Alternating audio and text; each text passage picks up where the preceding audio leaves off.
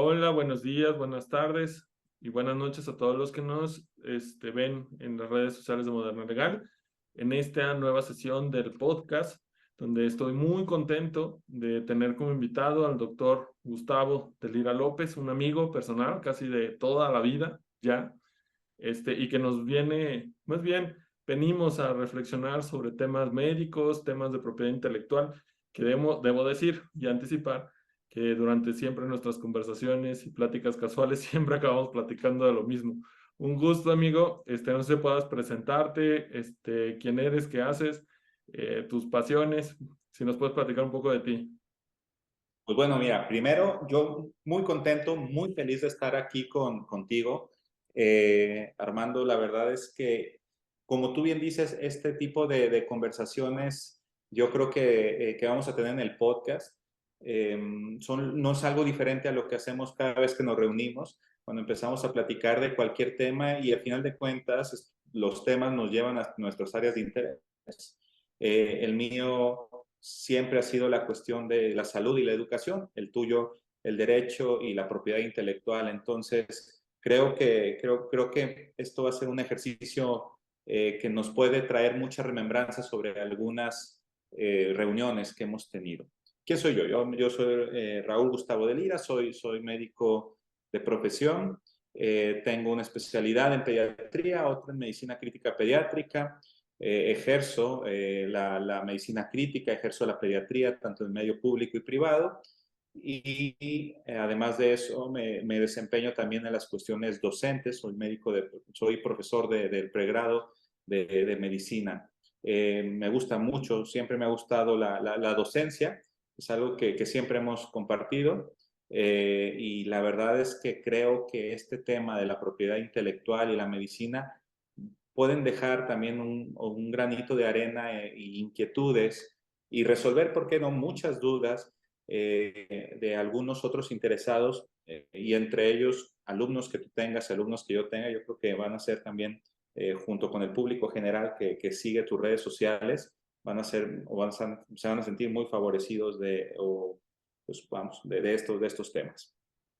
Sí, sí, y que son temas que, como les digo, siempre han salido a la luz, entonces es un interés mutuo y de hecho esto es como un anticipo de algún proyecto que teníamos por ahí planeado que no hemos llevado a cabo. A ver, amigo, a mí antes de iniciar el tema me habías dicho que tenías por ahí una lista de preguntas y que habías estudiado sobre el tema. No sé si quieras empezar con eso, ir abriendo brecha para ir después con las preguntas que yo tengo. Pues mira, más que nada cuando me dijiste que íbamos a platicar acerca de esto, pues no quise dejarlo en, en la ocurrencia o en las dudas que pueden llegar a salir, sino llevar un poquito más allá. Sobre lograr investigar, pues fíjate que se me hizo muy interesante ver algunas bases de la propiedad intelectual. Eh, ya después platicando antes de entrar a la grabación del podcast, ya hemos hablado un poquito o te pregunté de John Locke, qué hacía ese señor o qué hizo, y ahora sé que fue uno de los teóricos principales, de los primeros teóricos de la propiedad intelectual. Y la verdad es que él establece el derecho de poseer algo, que no solamente sea un bien, sino estableció la posibilidad de que tener, valga la redundancia, la propiedad de una idea, de la creación de una idea, la propiedad de la transformación de una idea, lo cual me resulta muy, muy interesante. Y obviamente, pues si bien no es una contraposición con lo que estamos platicando, pues también me generó la duda acerca de cómo la propiedad de una idea pudiera llegar, o de una investigación, pudiera llegar a afectar el derecho de un tercero a beneficiarse de esta idea. Y es precisamente porque, o poniendo un ejemplo, para meternos ahí, aunque hay otros temas que me gustaría platicar, como por ejemplo el tema de patentes, el tema de la investigación médica o la posibilidad la importancia de tener un registro de una marca como un prestador de servicios de salud, que quizá podríamos llegar a tocar. Pero la idea principal sería con respecto al tema de las patentes o al tema de las ideas médicas, de las investigaciones médicas, pues ¿qué pasa cuando a alguien le pertenece una idea y esta idea pueda llegar a salvar vidas? Pero las cuestiones del mercantilismo hacen que estas ideas pues no puedan ser o no puedan pertenecer a la gente que se vea beneficiada. Vamos, tú tienes una cura y esto es una situación hipotética, porque seguramente si existiría esto, hubiera muchos participantes involucrados y la idea transformada ya en algún medicamento, por así decirlo, pues llegaría a la gente. Pero imagínate que alguien tenga la cura contra todo tipo de cáncer y esta cura le llevó 60, 70 años el tenerla, el desarrollarla, la investigación. Pero la persona que la investigó es una persona muy huraña, es una persona que quizá lo único que quiere es ver el mundo arder. Es su idea, la patenta, y esta persona que patenta esta idea, pues no la quiere compartir con el mundo. Y los principios y fundamentos de esta idea, pues entonces no están beneficiando a la propiedad. Y la ley lo defendería, por lo que entiendo de las cuestiones de la propiedad intelectual. Entonces, el derecho de poseer algo, ya aterrizando un poquito la idea, el derecho de tener la propiedad intelectual de algo puede limitar los derechos básicos de una persona. Ok, es muy buena pregunta y es un análisis muy interesante. Mira, ahora sí que la propiedad intelectual como tal, sí es cierto que es una forma de poseer, no ideas, porque de hecho es un requisito que te dice en todas las figuras de propiedad intelectual tienen que ser tangibles, algo físico, ya no es algo conceptual, ¿no? Entonces, cuando se crea, por ejemplo, un medicamento o una invención o cualquier cosa, mm, la persona primero tiene que hacerla pública, porque las patentes, a diferencia de otras circunstancias, se tienen que dar a conocer, porque la idea de la patente es fomentar el desarrollo científico y tecnológico. ¿Y cómo fomentas el desarrollo científico y tecnológico? Haciendo que el conocimiento se haga público.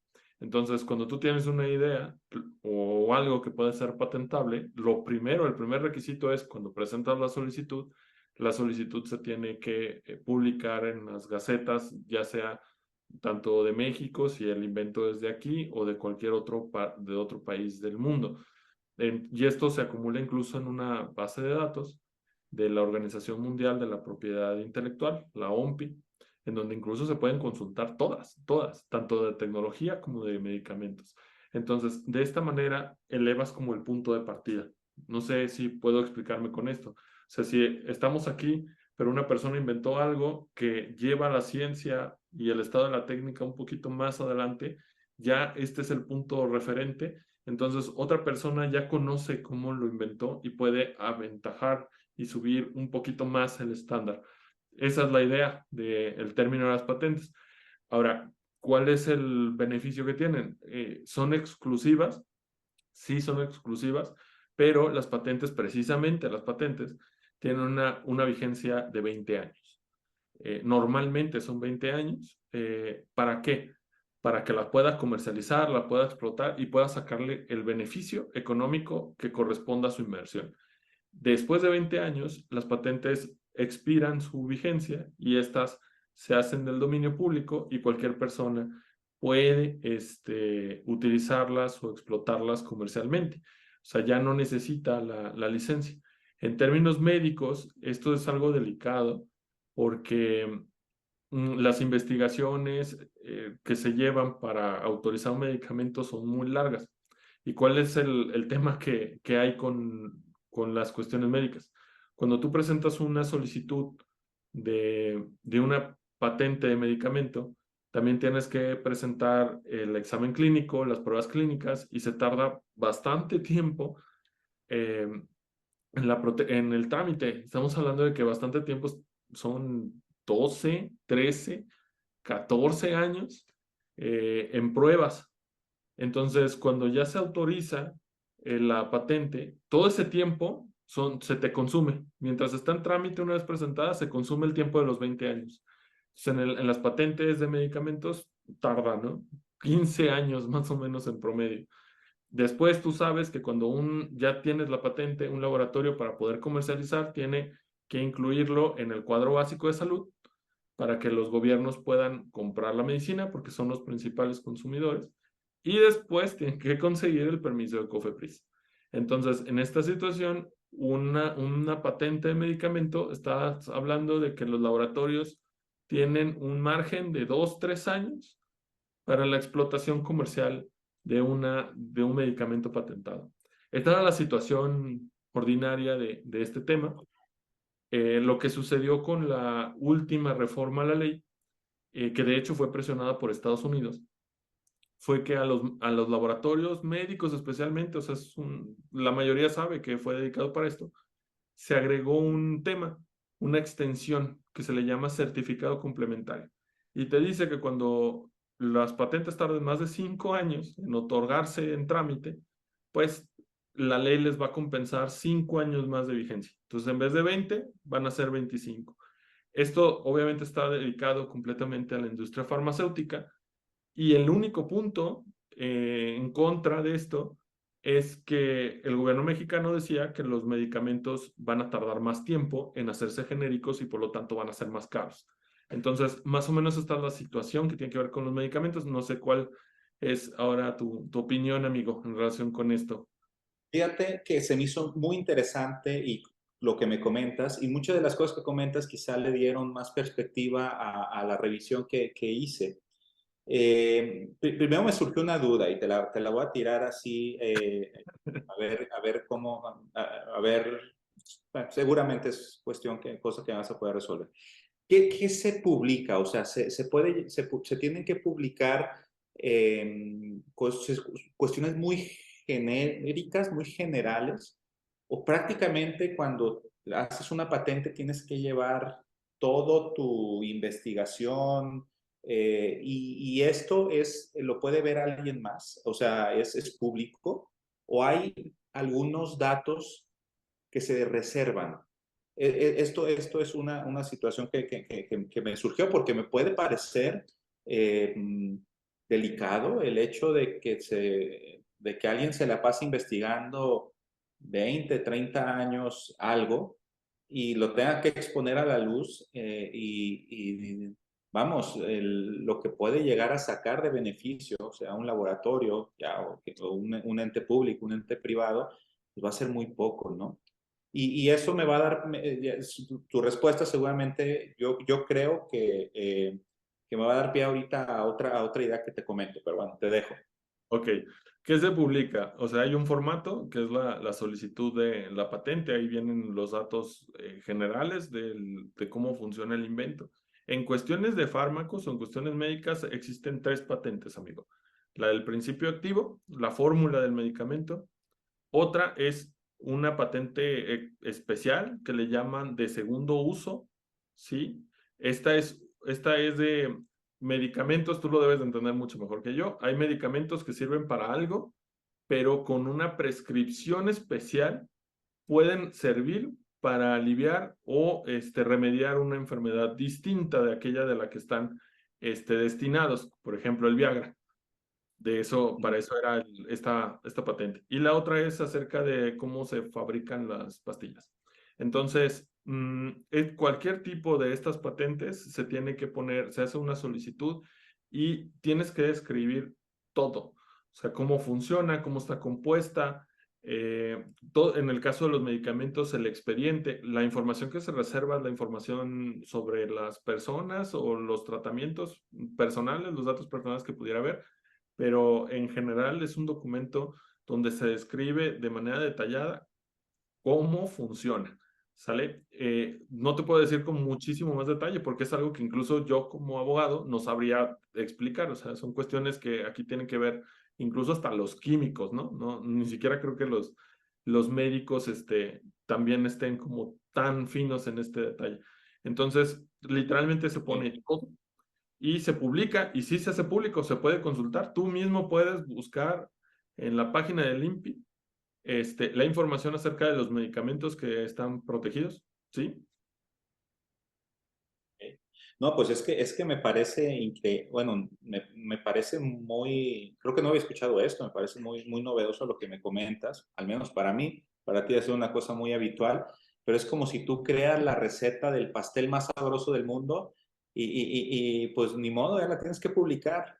Y eso creo que genera pues que estas patentes pues se pongan en riesgo o que se puedan llegar a producir por algunas empresas, quizá no tan honestas, pero bueno, supongo que debe haber sus situaciones en las cuales se vigila eh, o leyes y sistemas que vigilen que esas patentes pues no caigan en manos de quien pueda lucrar de forma deshonesta. Y te comento esto porque yo había revisado que algunos laboratorios no se animan a sacar fármacos tan novedosos precisamente porque el tiempo en el que van a ser o van a tardar en patentarse va a ser muy, pero muy largo. Ya me estás yo me imaginaba 2, 3 años, ya me estás diciendo que pueden pasar hasta 10 años. Y esto ha hecho que algunos laboratorios, en vez de sacar fármacos muy, pero muy novedosos, pues dirijan sus investigaciones a modificar algo del fármaco que ya tiene una patente. Y esta modificación del fármaco, por eso tenemos muchos a veces fármacos quizá de primera o segunda generación que solamente a nivel molecular eh, o su fórmula cambia un poco y potencian los efectos, este tipo de situaciones, pues supongo es un poco más rápido y eso me da entender algo de lo que había leído.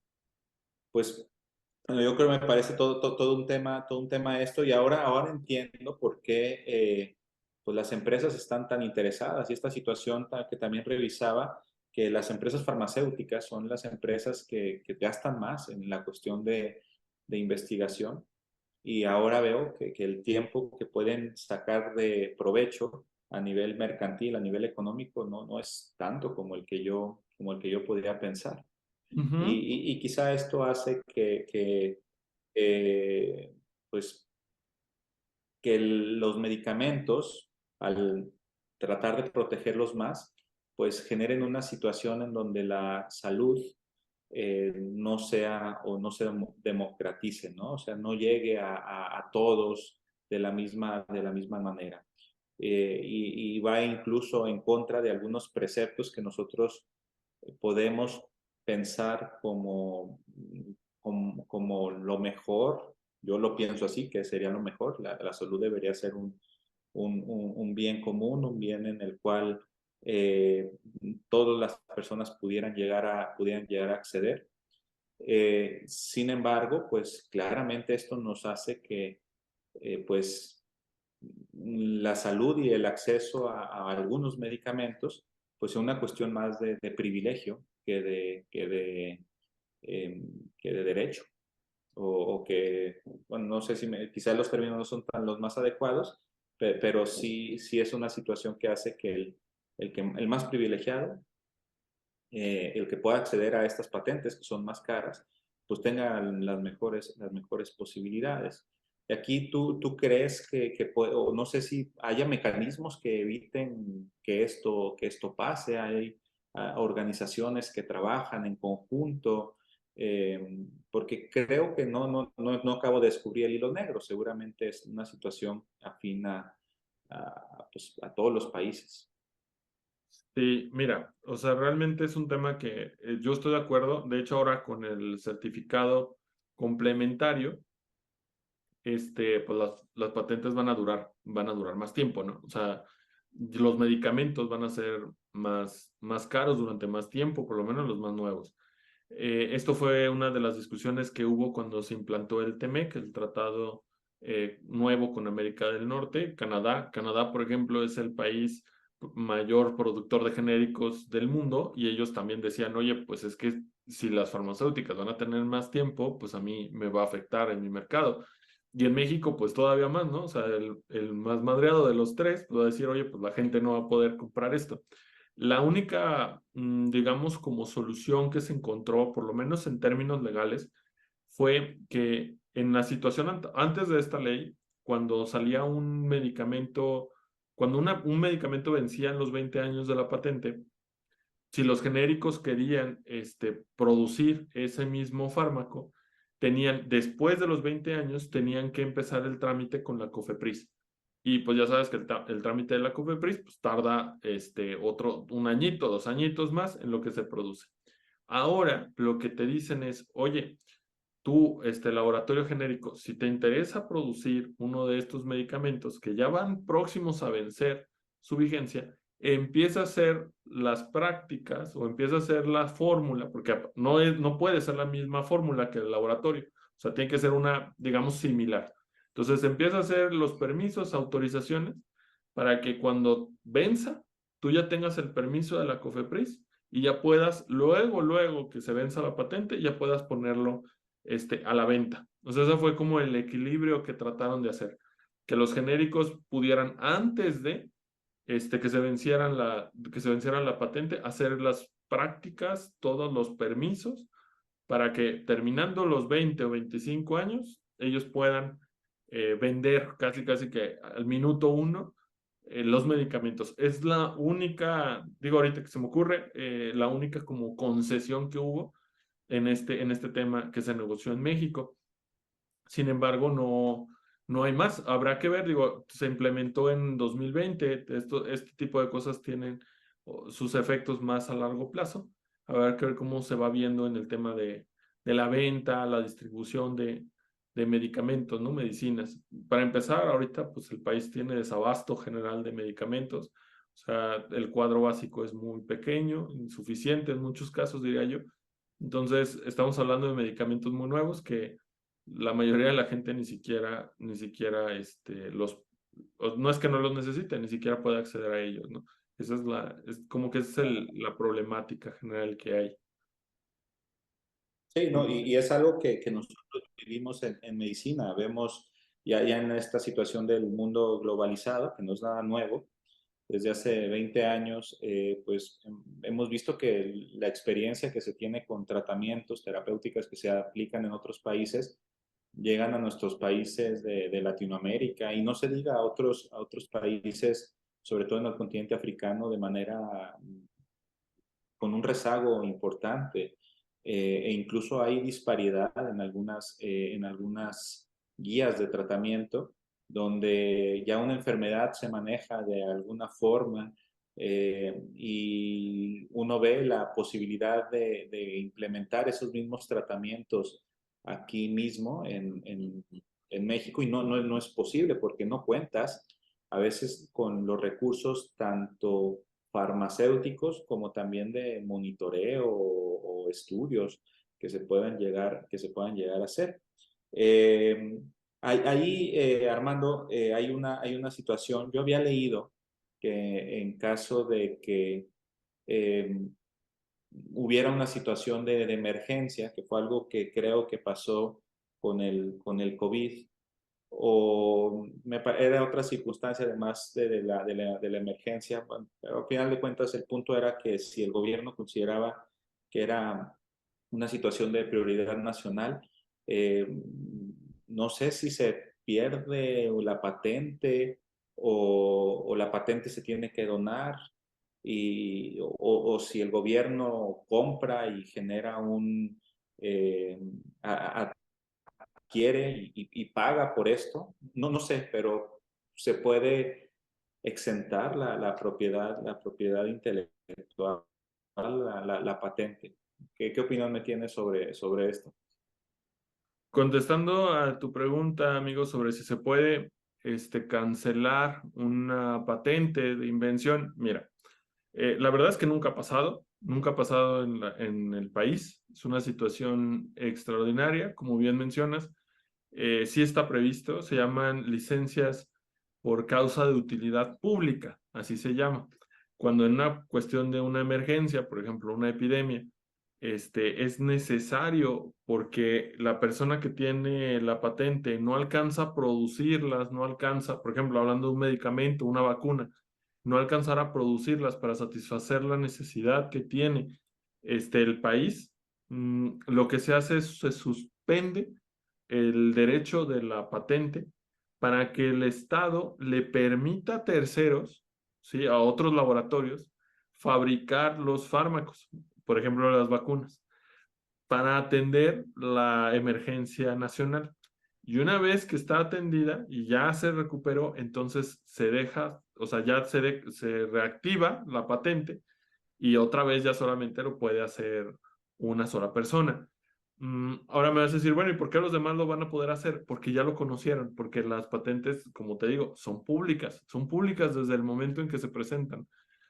Entonces, no hay problema con ese efecto. La mayoría ya sabe cómo se hacen o cómo trabajan. Lo que pasa es que no puedes hacerlo tú, porque existe este candado legal de que solamente el inventor es el que puede ejercer este derecho durante el tiempo que dura la patente. Pero te digo, se llaman así licencias de utilidad pública. Nunca ha sucedido, nunca ha sucedido en el país, no hay ningún caso. Ni siquiera en el tema de la pandemia hubo, porque no hubo patentes. O sea, lo que pasaba es que los productores de las marcas, o los farmacéuticos, los laboratorios que tenían la vacuna del COVID, se la vendieron a México. Y aquí se la vendieron en estado de emergencia, porque el COFEPRIS, si bien sí la aprobó, no la aprobó de forma express. O sea, dijeron rápido y porque necesitamos aquí atender el tema. Entonces no están ni siquiera presentadas obviamente las solicitudes de patente, no había nada, pero por eso se vendieron de esta forma, se vendieron en estado de emergencia, nomás esperaron que estuviera el dictamen, no sé si es de Estados Unidos, me parece, y de COFEPRIS para poderlas aplicar, pero tú mismo lo viste, es más, yo estoy seguro que tú lo viste de primera mano, fue algo rápido, o sea, es inusual que una vacuna salga en menos de un año, que se tardó el COVID bueno, más bien fue un año de emergencia y al enero ya estaban aplicando la vacuna a los médicos, ¿no? En enero del 2021. Entonces, no hubo necesidad de suspenderle a nadie porque hubo suministro y porque no había patentes otorgadas en ese momento. Pero a tu pregunta en concreto, sí, Ok, sí existe. sí existe, ok. Y yo tenía pensado que la situación era otra. Yo sí creía que había una patente, sabía que no había todavía algunos estudios de seguridad o estas fases clínicas por las que pasa pues algún biológico o algún medicamento no se habían cumplido a cabalidad, pero dado que los estudios sean muy prometedores y algunos estudios sobre seguridad eran bastante buenos, eh, se, eh, vamos, se saltaron estos pasos y se empezó a implementar. Mas yo no sabía que no estaba propiamente patentado, pero bueno, y aquí así a grandes rasgos. Entonces, si ellos no tenían la patente, ¿qué fue lo que vendieron? El producto, el activo, o sea, ya Ok, no sé cómo se llaman las cápsulas, donde ya el activo de la medicina. ok, ok, muy bien. Entonces eso fue. Y eso me lleva precisamente a otra situación que quizá a veces genera mucha incertidumbre, duda con algunos pacientes. Fíjate que pues siempre hay esta situación de cuando se tiene una formulación y la desarrolla algún laboratorio, obviamente la patenta, y en esto ya entendemos que hubo un proceso de análisis, de desarrollo, de investigación bastante grande, que implicó bastantes años. De repente sale una fórmula y hay gente que pues que tiene esta fórmula y desarrolla sus propios medicamentos, ¿no? Que es lo que conocemos como medicamentos genéricos, que tú seguramente conoces pues más la denominación, pero yo lo entiendo de esta manera, ¿no? Alguien lo desarrolla, lo publica, ya me dijiste que lo tiene que publicar no por gusto, sino porque es así, porque es porque lo así. llega a patentar, y alguien más desarrolla un producto genérico. Eh, vamos, los productos genéricos o estas medicinas, es posible, pues supongo que ya no patentarlas, pero ¿hay alguna forma de que algún laboratorio diga, bueno, yo creé este medicamento, este paracetamol, lo hice de esta forma, utilizando estos procesos? No sé, algo quizá que se pueda eh, patentar el proceso industrial o algo. Digamos, como complementario a la patente original, ¿no? O sea, más o menos Sí, así. Ok. exacto. O están obligados ellos a presentar algún documento o alguna investigación para poder distribuirlos. Bueno, o sea, aparte de incluirlo en el cuadro básico del sistema de salud, el permiso de COFEPRIS y tener la patente, no. La otra forma que normalmente utilizan los laboratorios, que sucedió con el tema de la aspirina, que hubo un litigio por ahí bastante interesante hace muchísimos años, es a través de marcas.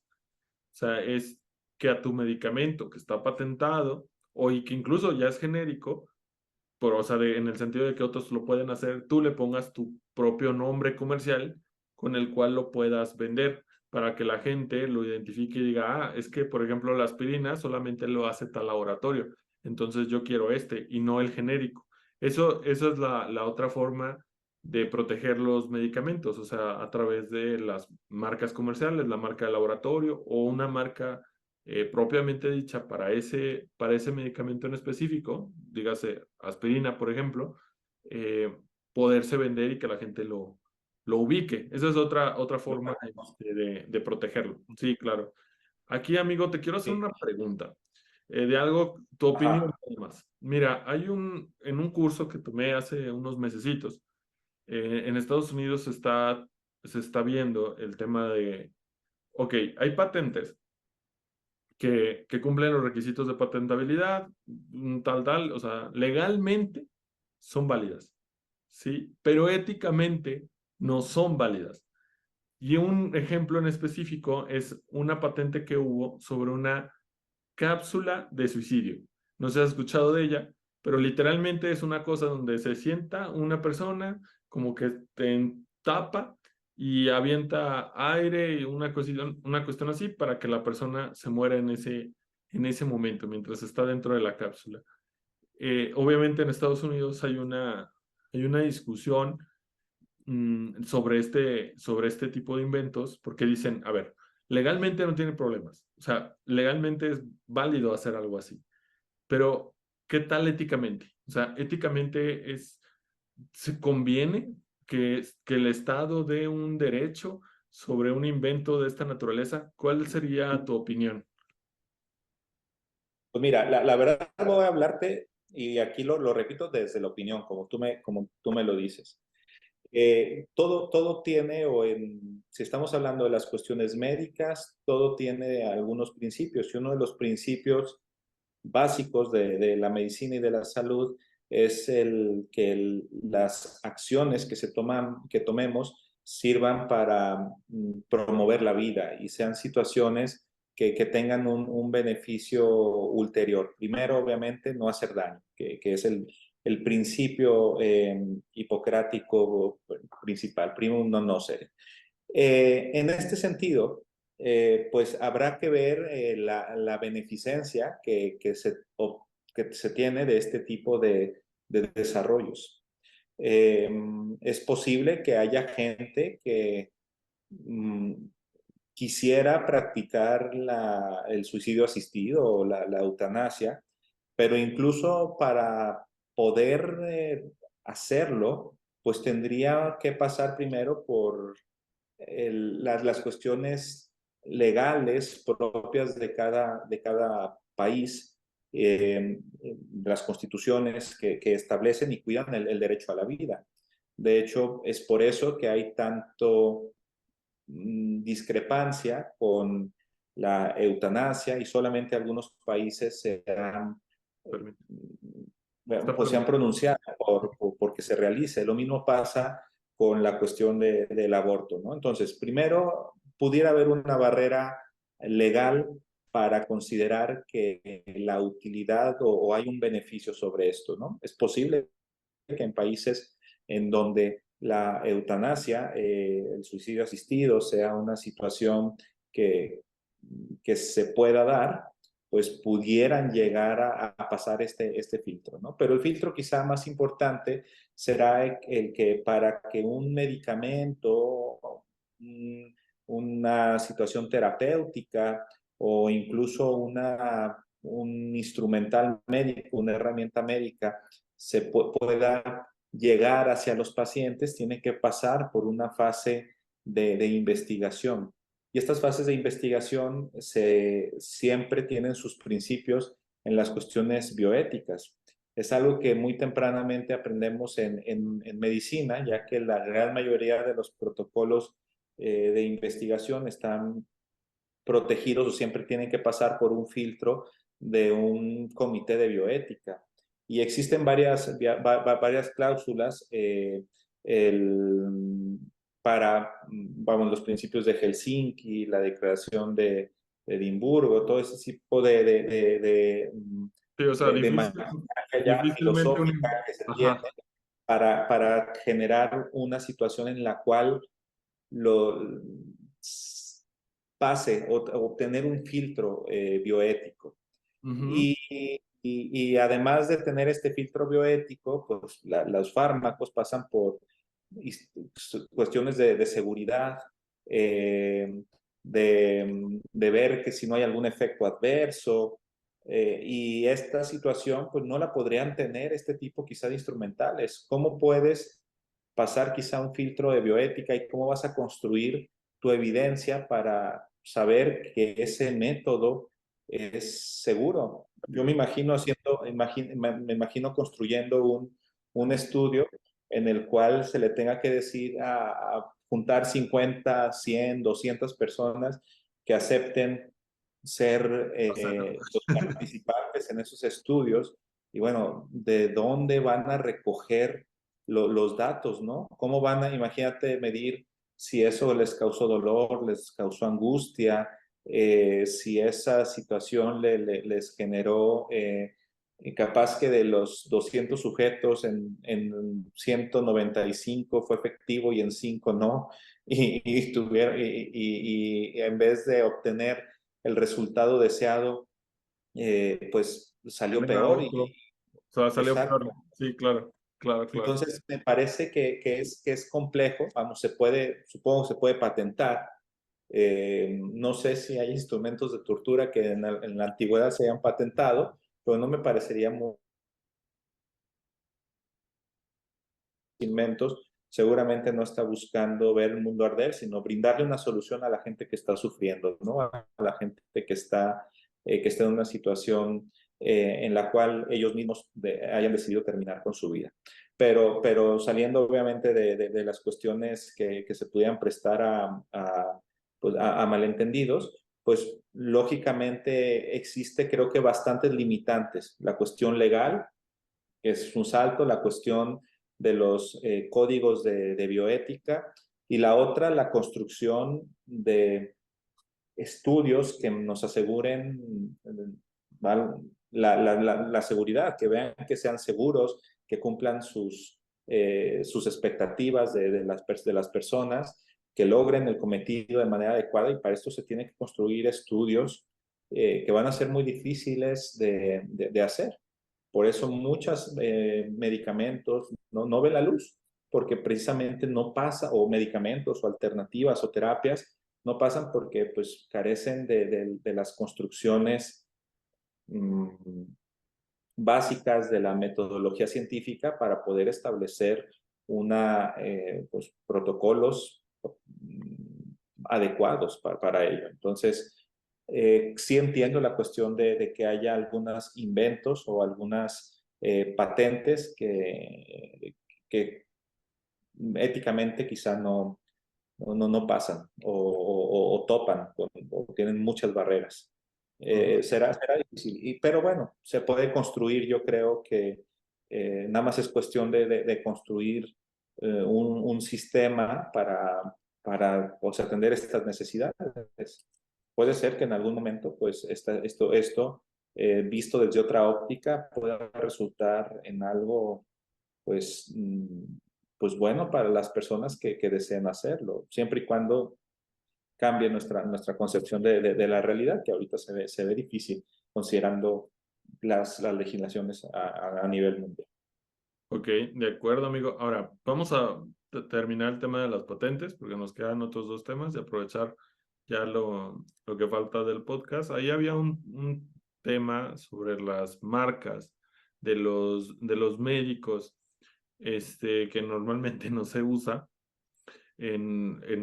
bueno, más bien los médicos o los profesionales de la salud, porque no solamente son médicos como tal, no suelen registrar sus marcas. Yo te voy a dar mi punto de vista y te voy a decir por qué creo que es así. Y ya tú me retroalimentas que al fin y al cabo entiendes mejor ese ciclo que yo. Yo soy creo como que de la idea que el gremio de salud o los profesionistas de salud todavía eh, es un gremio que profesionalmente ha avanzado menos que las demás. ¿Por qué? Porque todavía la mayor parte de la construcción de clientes, de fama, se utiliza a través de conocidos, a través de familiares, amigos que te recomiendan. Y es como la principal forma en la que te haces o te llegas de clientes en este caso, ¿no? Entonces, ¿de qué le sirve al doctor, en cierta manera, registrar algo que, pues, de entrada ya tiene, que es su nombre, su prestigio, su experiencia? Entonces, digamos que en este caso el gremio de la salud es más hermético, más old fashion en ese sentido. Cuestión que los abogados también tenían, o sea, los abogados hasta hace no muchos años, que incluso ahorita todavía se resisten, pero la mayoría pensaba que, de hecho, el código de ética del Colegio Nacional de Abogados dice que la única forma de hacer promoción es a través de la recomendación de los clientes. Razón que yo ahorita digo, pues está fuera de contexto y está fuera incluso de mercado. No hay forma de que puedas hacerte a llegar de eso. Sin embargo, creo que en los médicos esto todavía se sigue haciendo de esta manera. Entonces, creo que por esa razón no hay como necesidad o no lo han visto como algo importante el tema de la publicidad y el tema de la construcción de una marca. Dime qué opinas, amigo. Pues mira, yo creo que tu perspectiva no está errada. Es un hecho que muchas de nuestras consultas se obtienen por la recomendación boca a boca.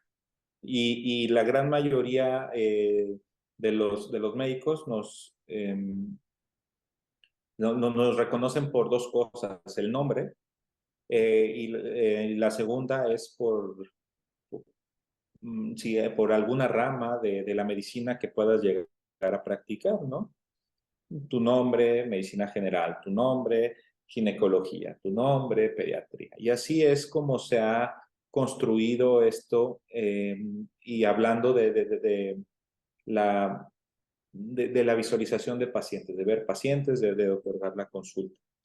Y recientemente se ha visto la necesidad de pues salir un poquito de esto, puesto que ya la recomendación de boca a boca, si bien yo creo que es una de las mejores en la cuestión de establecer un vínculo de confianza incluso antes de conocer al paciente. Vamos, si ya viste a dos o tres personas y esas dos o tres personas te dijeron, oye, es excelente, ve con él, ve con ella, pues claro que esto genera una confianza de primera mano, mas no es el método más eficiente para obtener gente.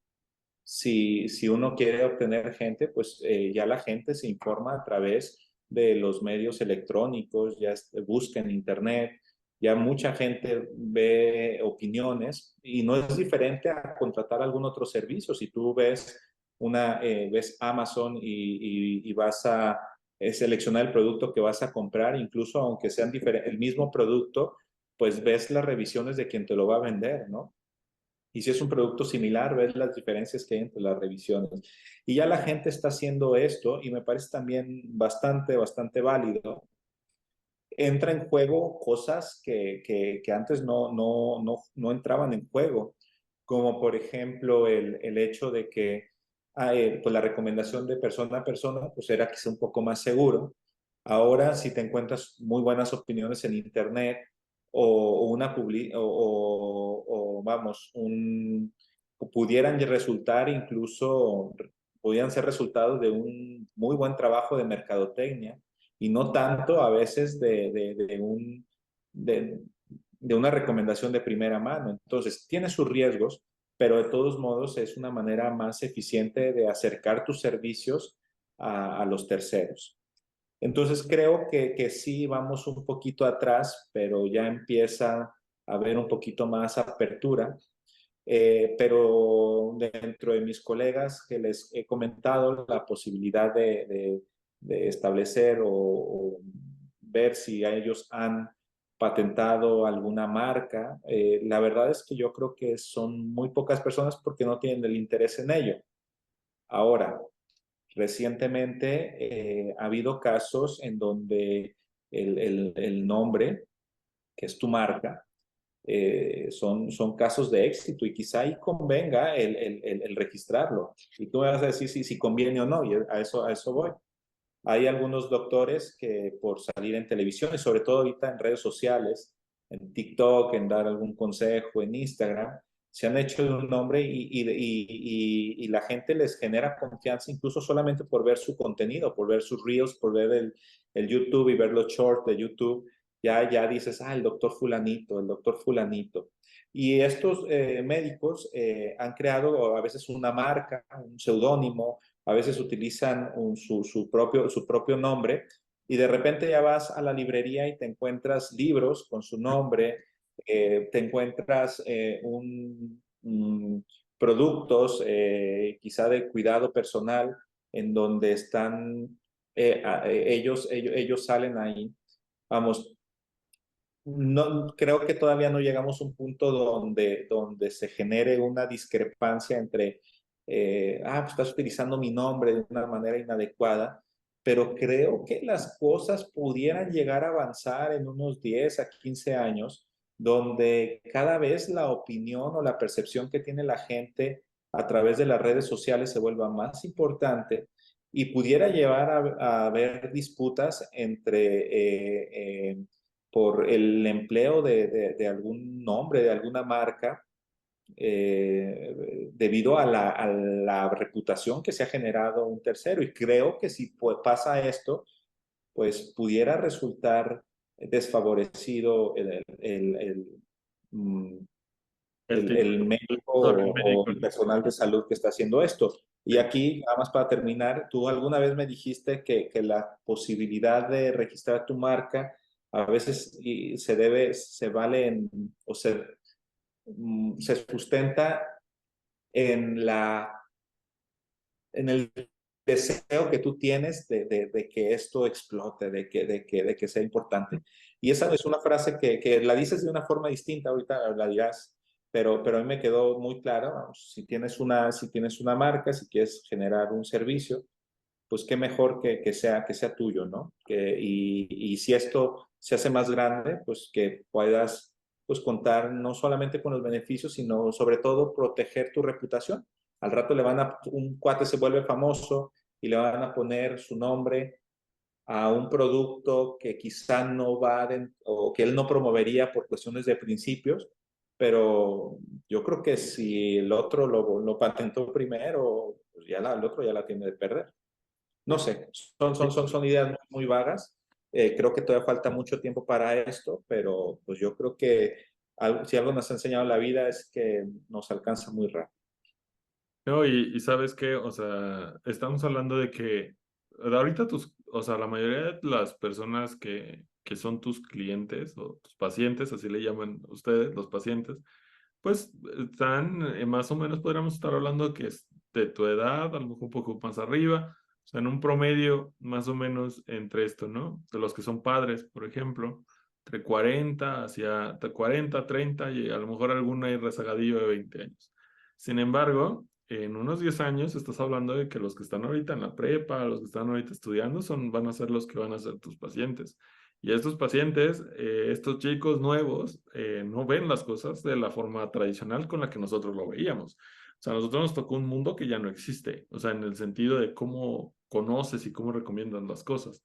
La gente ahorita se informa por TikTok o buscan información en cosas donde nosotros, por ejemplo, no lo hacíamos cuando teníamos edad. No sé si te acuerdas cuando, bueno, a público general, contexto, Raúl y yo nos conocemos de la secundaria en la prepa, pero en la prepa todavía usábamos Encarta, amigo, ¿te acuerdas? Entonces, Claro, claro. cosas que ya ahorita ya no existen. O sea, ahorita van a decir, bueno, ¿qué es Encarta? Busquen lo que es.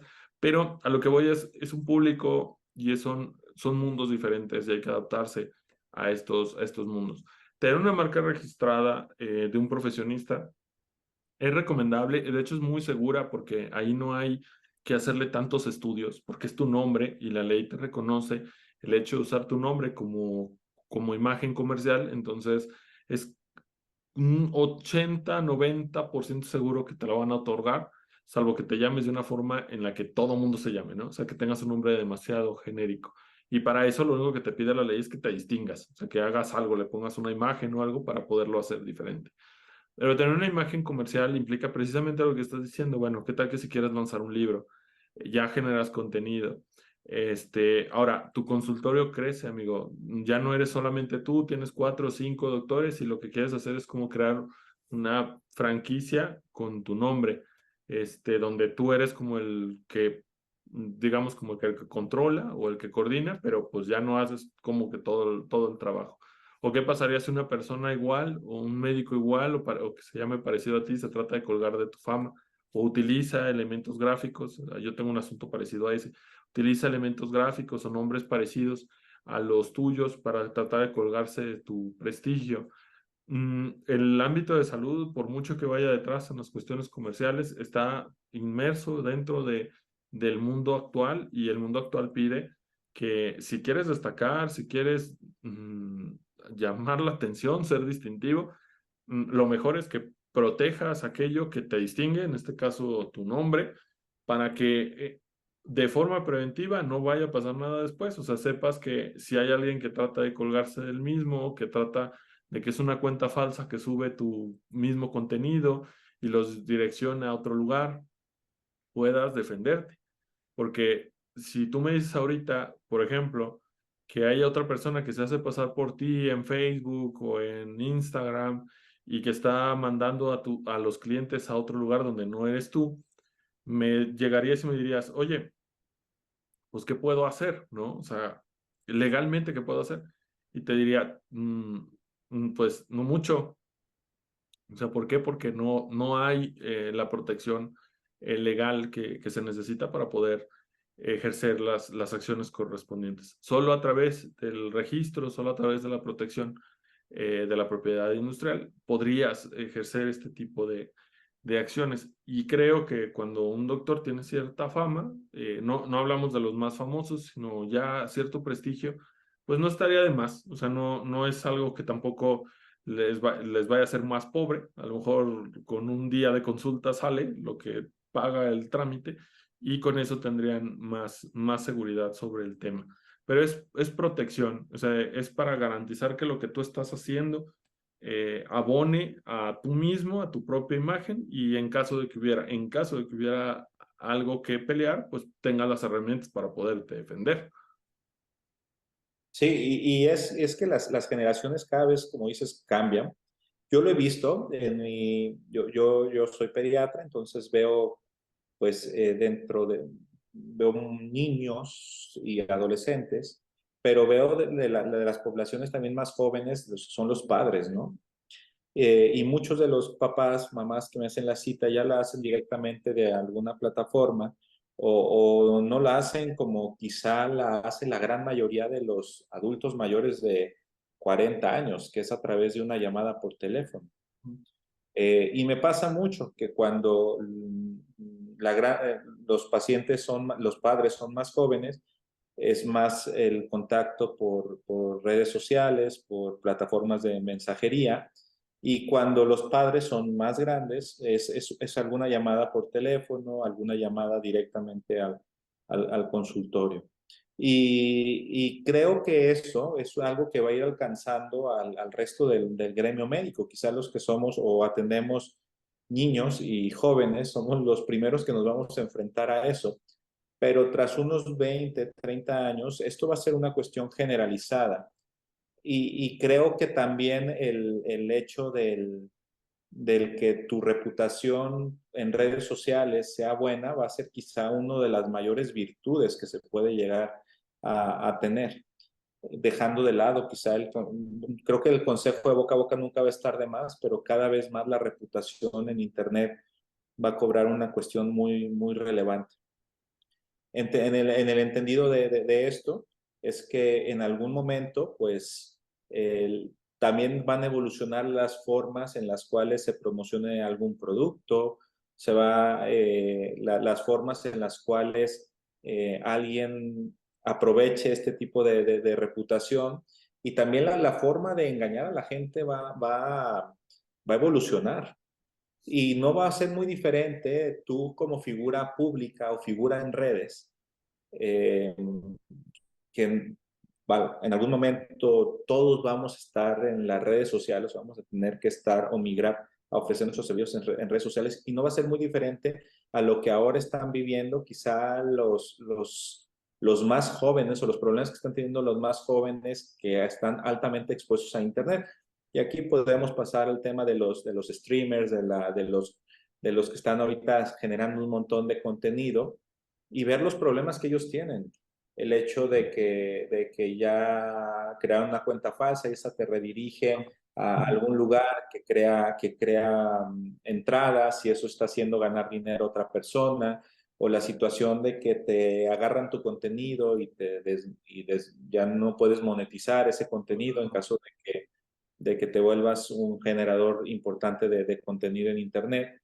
E incluso no va a pasar mucho tiempo en donde un clic en una página para agendar una cita te pueda mandar a algún otro lugar, e incluso pedirte un pago por adelantado en una plataforma cuando quizá tú no lo hagas.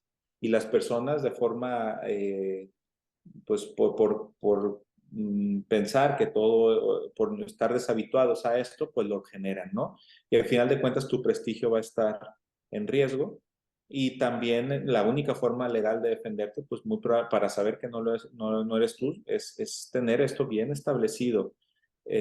Como tú me has comentado, pues no solamente se requiere tu imagen y esto, sino que tienes que meter algunos otros datos que te identifiquen, o identifiquen los quehaceres que haces para poder, pues, proteger esto. Entonces, yo sí creo, y quizás estoy sesgado porque platico mucho contigo, que en algún momento la propiedad intelectual nos va a alcanzar a todos, y va a ser sumamente necesario el proteger nuestra identidad. Sí, claro. Y ¿sabes qué? O sea, es algo que va en relación con la industria. O sea, la industria de ahora, la industria del futuro, pues es aquella que es generadora de contenido, difusión de información, todo a través de Internet y cuestiones así. Entonces, estamos en este mundo que da vueltas, y lo único que tenemos que hacer es subirnos al tren y no parar. O sea, quedarte desfasado te va a hacer quedarte fuera de las tendencias. Y si bien hay que respetar, obviamente, las formas, que eso indudablemente se debe de hacer, es parte del mundo en el que estamos viviendo, y mejor tener la sensibilidad ahorita que cuando estemos más grandes y no sepamos por dónde viene, ¿no? Entonces es interesante, amigo. Para concluir, ambos somos docentes, hemos estado en el tema educativo desde hace bastante tiempo. De hecho, en la preparatoria siempre hablábamos de esto, de que íbamos a llegar a dar clases, y afortunadamente los dos lo logramos. A tus alumnos de medicina que nos pudieran estar viendo, o en general estudiantes, ¿qué consejos les darías? Mira, tratando de pues, conjuntar la cuestión de la propiedad intelectual, la medicina, los temas que estamos viendo, creo que se debe tener un conocimiento, si bien no profundo, pero sí un conocimiento sobre cómo funciona la industria, cómo funciona la industria farmacéutica, cómo funciona la industria de patentes, porque son las herramientas que nosotros usamos. Es simplemente el entendimiento de manera general de lo tardado que puede llegar a ser el desarrollar un medicamento. Hace entender cosas o ver las cosas de una perspectiva diferente. No demerito para nada el uso de genéricos, y voy a tratar de poner un ejemplo. No demerito para nada el uso de genéricos, me parece que nos ayudan mucho a hacer un poquito más equitativa el reparto de la salud, que el acceso para la salud sea mucho más grande y amplio. Sin embargo, a final de cuentas, el entender de dónde viene esto, que es la base de la propiedad intelectual, te puede ayudar a entender que quien desarrolló un medicamento, quien lo hizo de cero, quien ha hecho todas las investigaciones, es el que tiene quizá más conocimiento sobre la formulación del mismo y el que tiene probados propiamente sus efectos, ¿no? Eh, Entender esto te ayuda incluso a ser tus prescripciones. Quizá el dejar medicamentos o prescribir medicamentos de patente eh, eh, pueda generar mayor seguridad. ¿Por qué? Pues, ¿a quién le comprarías vamos, tienes un coche y una, una pues alguien que desarrolla coches lo hizo desde cero, sabe cómo funciona el motor, sabe que falló, sabe cómo lo puede llegar a arreglar y te hizo el mejor coche que él pudo, y alguien llega y copia los planos, pues no dudas que puede llegar a ser igual de bueno, pero eh, puede ser que no se parezca o tenga un pequeñito detallito que lo haga diferente al original. En algunas ocasiones puede haber un detallito que lo haga mejor, pero tras investigar algo 15, 20 años, es muy difícil, es muy complejo, ¿no? Entonces, el entender cómo viene la cuestión de la propiedad intelectual, cómo se tiene que poner un medicamento para poderlo registrar, todo el tiempo que lleva la investigación, pues te pone en una perspectiva diferente, te hace entender las cosas. De igual forma te hace pues hacer, y esto te puede llevar a tomar medidas para que en el futuro pues se pueda regular de manera distinta, porque bueno, en este entendido de que los medicamentos de patente pues tienen una mayor investigación y un mayor desarrollo, pues ¿por qué esa mayor investigación y ese mayor desarrollo no pueden caer no pueden caer en la boca, hablando del medicamento, en la boca de todos o en el cuerpo de todos? Y quizá en algún futuro, entendiendo esto, alguno de mis alumnos, alguien más, pudiera desarrollar políticas de salud para favorecer a una industria que gasta mucho en innovación y que, claro, el abaratar sus medicamentos o el disminuir su tiempo de patente les afecta y hace que menos productos se desarrollen. Vamos, encontrar una forma de compensar a esta industria, pero no castigar o no desproveer de medicamentos con una alta investigación, con un alto desarrollo a la población en general. Entonces, creo que el entender la propiedad intelectual te hace entender también cómo funciona el mundo y te debe de ayudar a entender hacia dónde quieres migrar. Y yo como médico, quizá viendo las cosas de forma romántica, me gustaría que todos tuvieran las mismas oportunidades y que esta implementación del desarrollo pues no fuera una cuestión de privilegios, sino que fuera hacia algún otro lado. Entonces, ¿qué les diría? Aprendan porque es importante que sepan en dónde estamos ahorita, Y con suerte, el entendimiento de esto nos va a llevar a crear políticas de salud que democraticen un poquito más la salud de las personas. Esas dimensiones creo que tiene la propiedad intelectual en la medicina.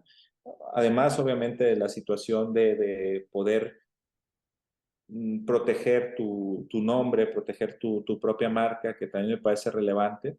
Creo que el,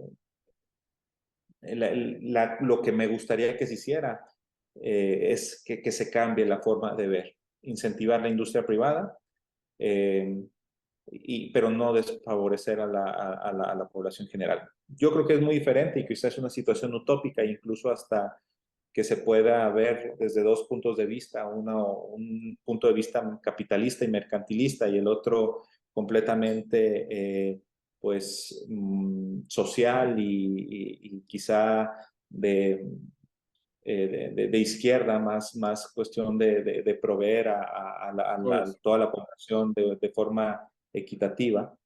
Pero creo que en este tipo de temas debemos de encontrar el punto central y quizá una de las cosas más importantes será la cuestión de resolver las patentes para lograr un punto medio y favorecer a todos. sí, de acuerdo. O sea, el tema, de hecho, el tema pues de las patentes, que es de lo que hemos estado platicando el día de hoy, eh, muchas veces son cuestiones públicas que se hacen entre los laboratorios, negociadores, la autoridad. Pocas veces creo que le llaman ahí a los médicos, al Consejo Nacional de Salubridad, al IMSS. Creo que no tocan ahí base y todo se discute a través de la Cámara de Diputados con sus tratados y cuestiones así. Pues ya me dirás tú qué saben ellos de lo delicado de este tema. Entonces, a lo mejor de una manera conclusiva, podemos decirle a los chicos que están estudiando medicina actualmente que puede ser exactamente lo mismo para quienes estudian derecho, actualícense, no solamente se concentren. Obviamente lo más importante es estudiar el fondo de la materia, pero sepan el mundo en el que se desenvuelven y las reglas con las que están jugando.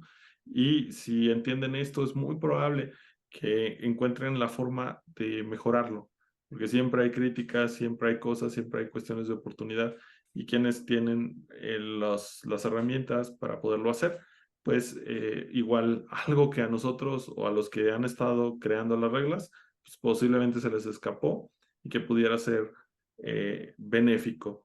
Entonces, pues esta plática ha servido como esta reflexión. Esperemos que quienes lo vean les sirva para eso.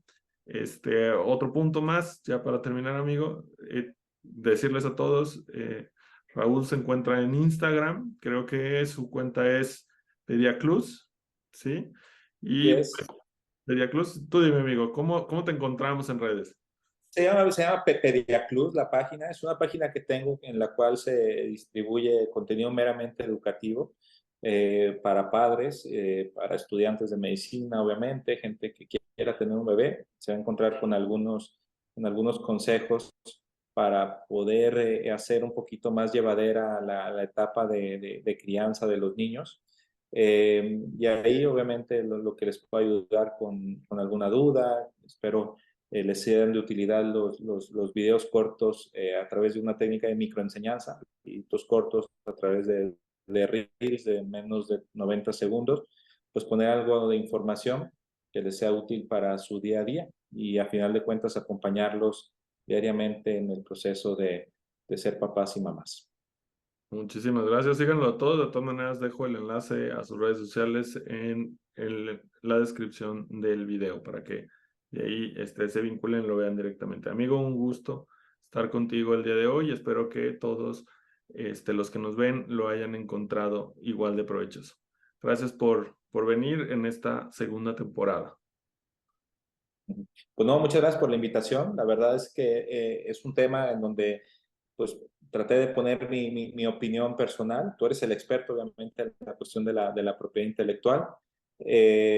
Y pues no fue muy diferente a estar de repente en la sala, en el comedor, ahí platicando, tratando de exponer algunas ideas y tratando también encontrarle a veces el hilo negro a las cosas, aunque bueno, en esta ocasión no fue tratar de encontrar el hilo negro, sino pues simplemente exponer algunas ideas interesantes que creo que dejan muchas cosas sobre la mesa y que pueden llegar a generar sobre todo inquietud para que alumnos o personas en general, abogados, médicos, pues vean este tema como un área de oportunidad y que genere muchas dudas, muchos cuestionamientos que a final de cuentas traigan algo positivo para nuestro país, para la salud y la propiedad intelectual, que todos salgamos ganando. Sí, muchísimas gracias. Gracias, amigo. Y bueno, nos seguimos viendo en otro capítulo del podcast. Hasta luego.